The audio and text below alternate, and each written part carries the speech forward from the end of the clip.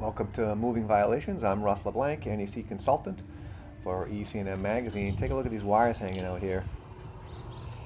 Now I'm guessing it's because the installer didn't use PVC, glue, or cement on the conduit where it connects to the conduit body.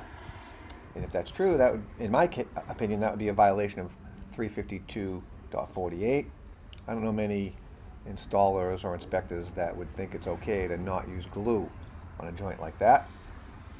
Also, because the raceways are not connected together and the wires are hanging out, we have a violation of section 300.12.